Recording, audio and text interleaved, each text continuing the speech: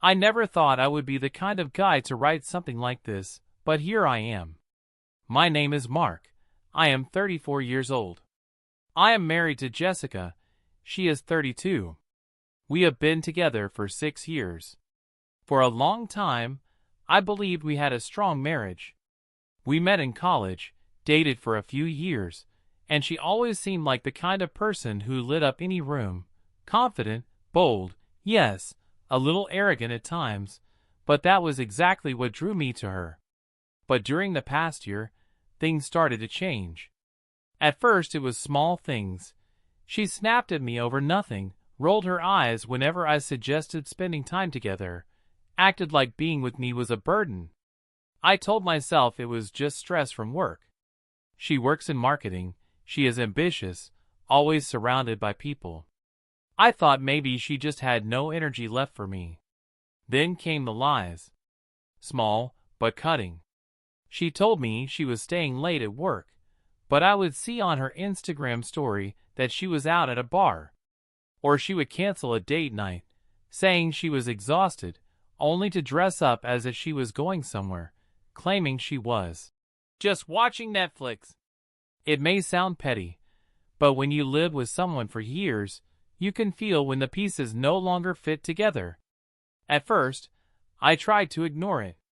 I told myself I was imagining things, that I was overreacting. But deep down, I already knew something was very wrong. It was around spring, when things started to feel undeniable. Jessica suddenly became glued to her phone. She used to leave it lying around the house, sometimes even forgetting it in the kitchen overnight. Now, it was always face down, always on silent, always with her. If I so much as glanced toward it, she would snap. "Why are you looking?" Like I was some kind of creep. Her schedule shifted too. She began going to the gym a lot more, even though she used to hate working out. She claimed she wanted to get healthy, but it felt less like health and more like an excuse to disappear for hours at a time. She came home smelling like men's cologne once, and when I pointed it out, she laughed in my face, saying I was paranoid and maybe it was just from brushing against someone on the subway.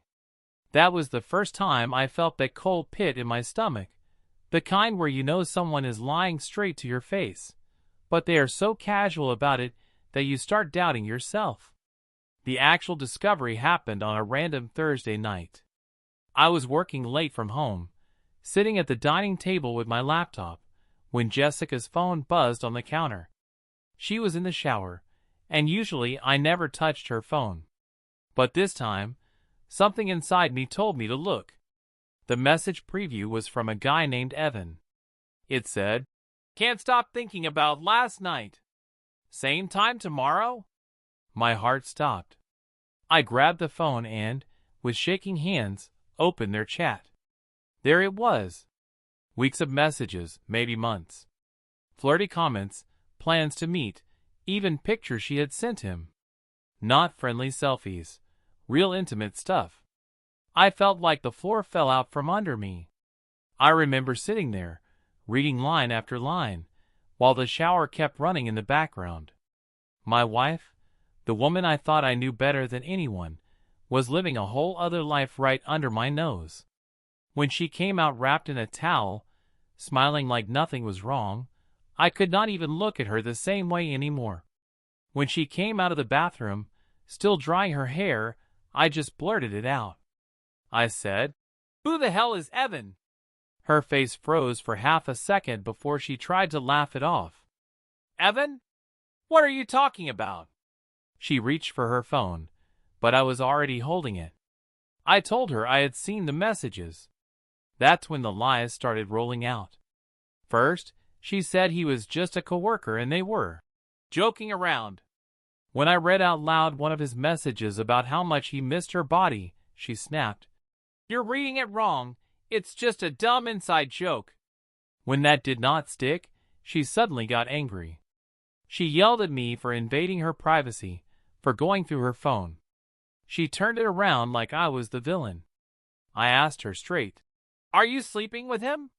She crossed her arms, glared at me, and said, You're crazy.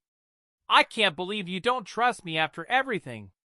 Her defensiveness, the lies, the way she twisted everything. It was like watching a stranger in my house. I thought maybe, just maybe, she would crack when I pressed harder. Instead, she doubled down. She grabbed her bag and said she was going to stay at her friend Kelly's for the night because she needed space from my paranoia. But here is the thing. I know Kelly. Kelly is married with 2 kids, and she is not the type to host surprise sleepovers. So I called Kelly. And just like I expected, Kelly said she had not seen Jessica in weeks. That was the moment I felt something inside me snap. It was no longer about suspicion. It was no longer about doubt.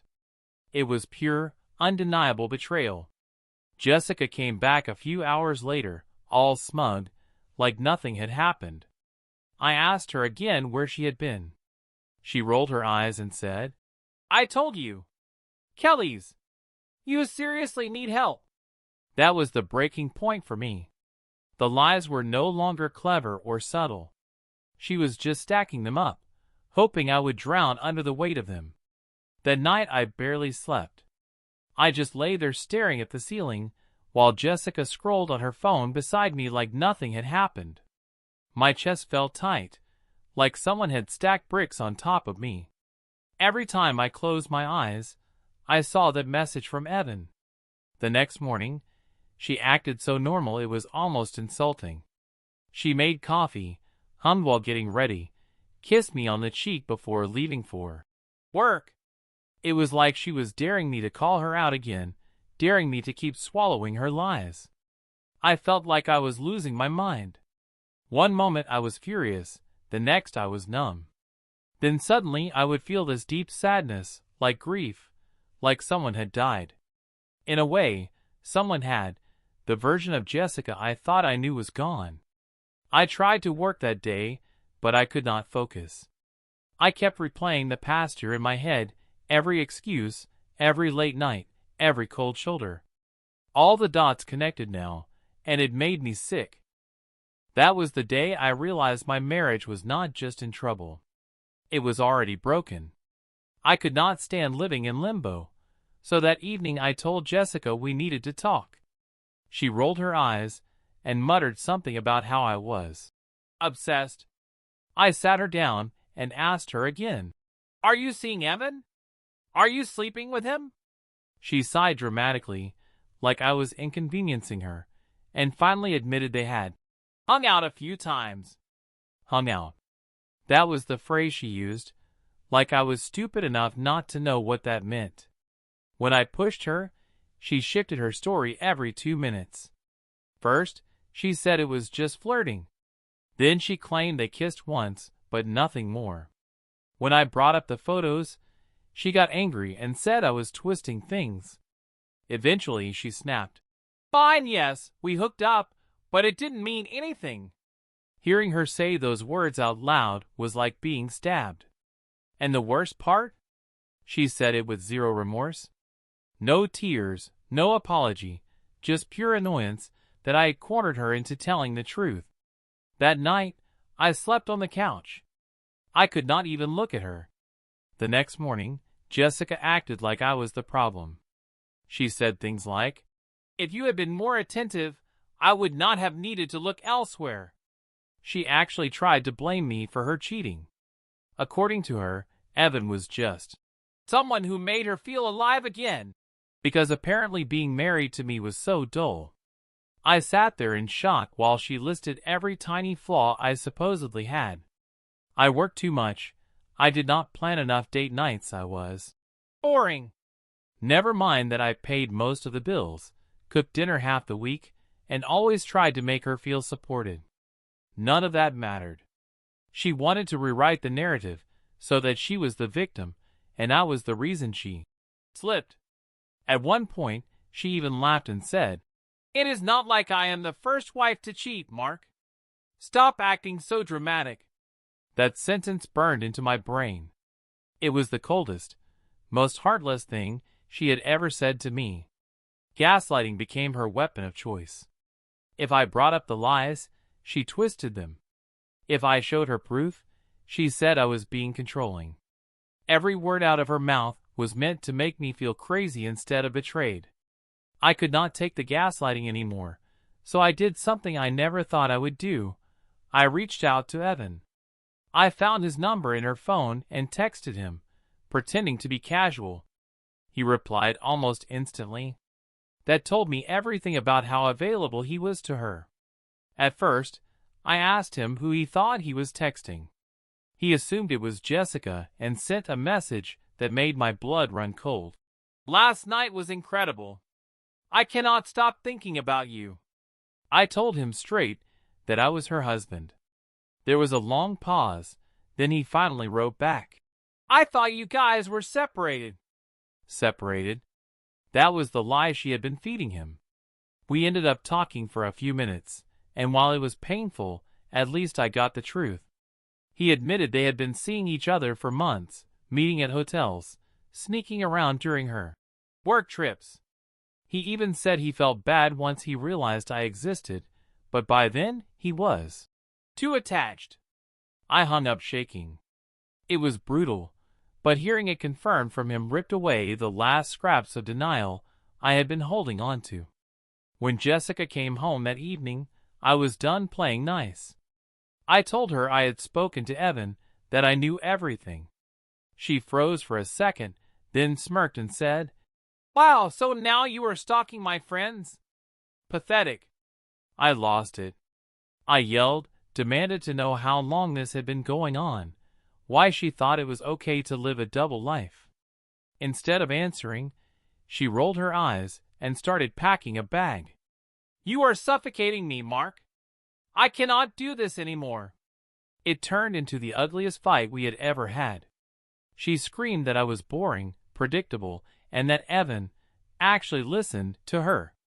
I reminded her of all the times I had bent over backwards for her, supported her career, tried to make her happy. She just laughed bitterly and said, Yeah, and look how fun that was. That was the moment I realized there was no coming back.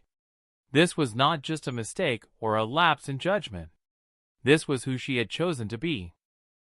After that blow-up, something inside me went quiet. I did not beg, I did not cry, I did not try to win her back. I just told her to leave. She packed her things with this smug little smile, like she had somehow won. Before she walked out the door, she tossed out one last jab. You will regret this when you are alone. But here is the thing. The moment the door shut behind her, I actually felt relief. The constant lies, the tension, the walking on eggshells, it was gone. What replaced it was pain, yes, but it was honest pain. At least it was real. That night, the apartment was so quiet it almost hurt my ears.